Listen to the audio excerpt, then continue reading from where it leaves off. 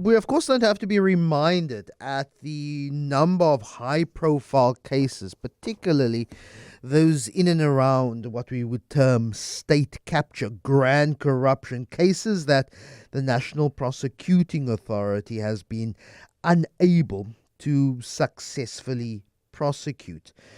But the President, Cyril Ramaphosa, says he'll meet the National Director of Public Prosecutions, Shamila Batohi, to discuss the challenges at the NPA.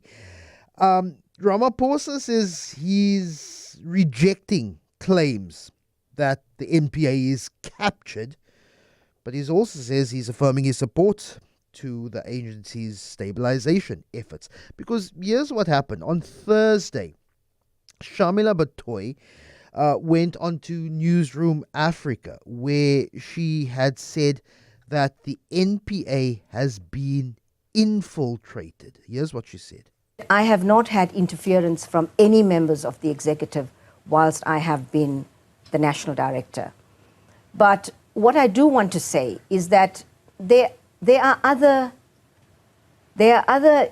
issues that I can't really speak about that actually makes me worry sometimes that the NPA is actually being infiltrated by people that do not have the rule of law at heart. I don't sleep comfortably at night because of that, not because I think that the NPA is a failing organization. So what do you mean?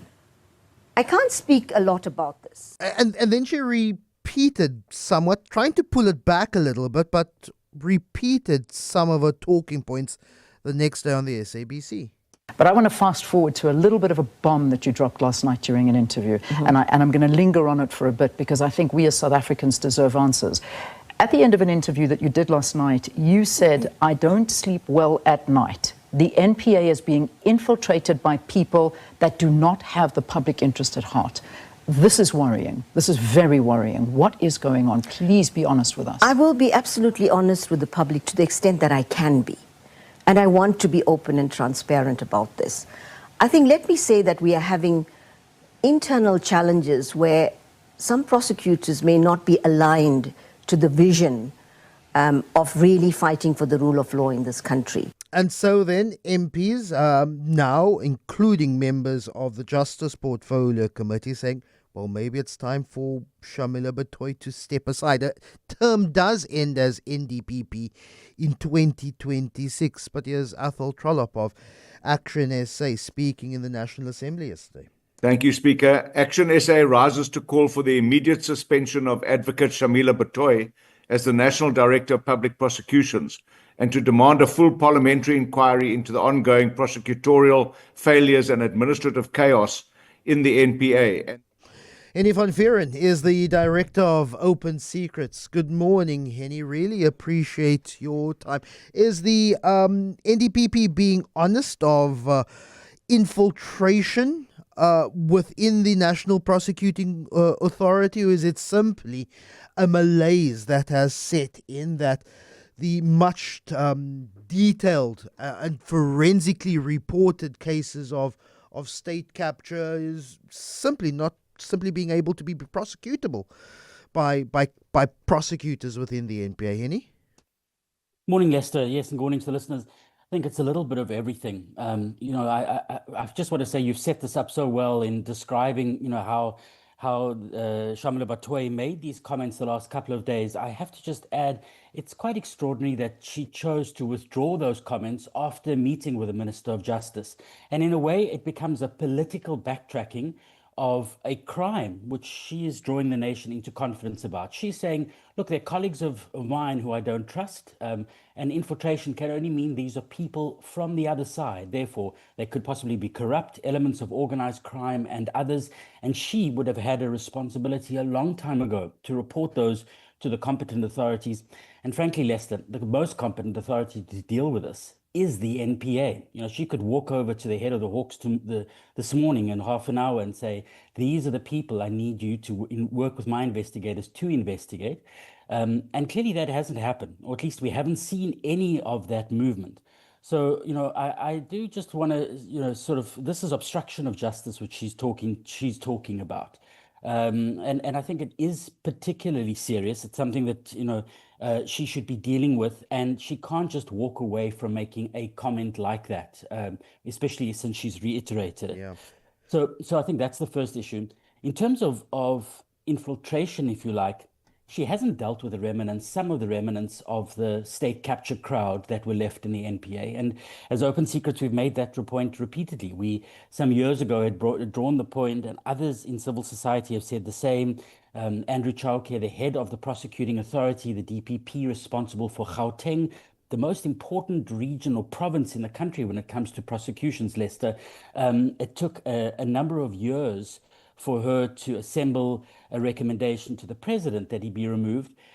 So firstly, a long delay on the side of Batohi and her senior leadership team to deal with the problem in their midst. And then secondly, the president has been sitting on that recommendation for 2 years. And that sends a signal when the president acts again, slightly surprised in the last days to hear about, Advocate Batohi's comments around infiltration.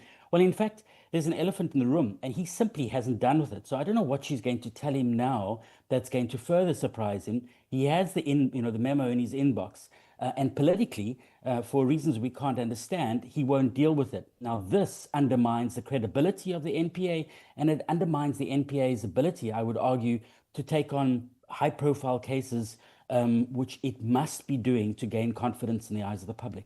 So what is Cyril Ramaphosa's defense of the NPA? He's saying that he's rejecting that the NPA is captured. He affirms the support for the agency's stabilization efforts, but then also saying that is aware of internal issues, but he stands by the support of Shamila Batohi. What does it say about his administration's stance on institutional accountability?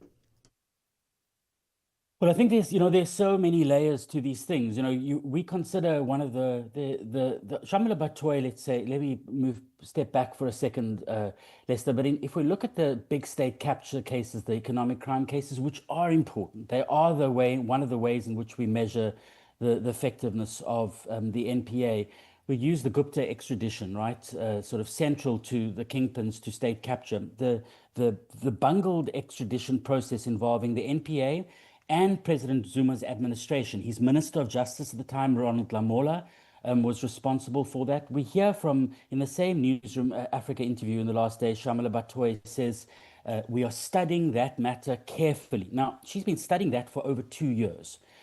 We've seen no movement. Within months of the extradition failing in a court which is controlled by a king in a small authoritarian criminal state, which is Dubai, the United Arab Emirates, the king of the UAE and 500 of his family members and colleagues came to South Africa on holiday on a private game reserve they own. In a way, if you like, coming to dance on the graves of an injustice in South Africa. And nobody within the government, in the administration of Cyril Ramaphosa, said one single word that we're aware of. And certainly we haven't heard any action from the NPA in terms of trying to revive that extradition attempt within the last 2 years. So what it suggests is just an absolute lack of political will on all sides to see a lot of these things through, and less so a grand conspiracy and much more people who frankly don't care. Yeah.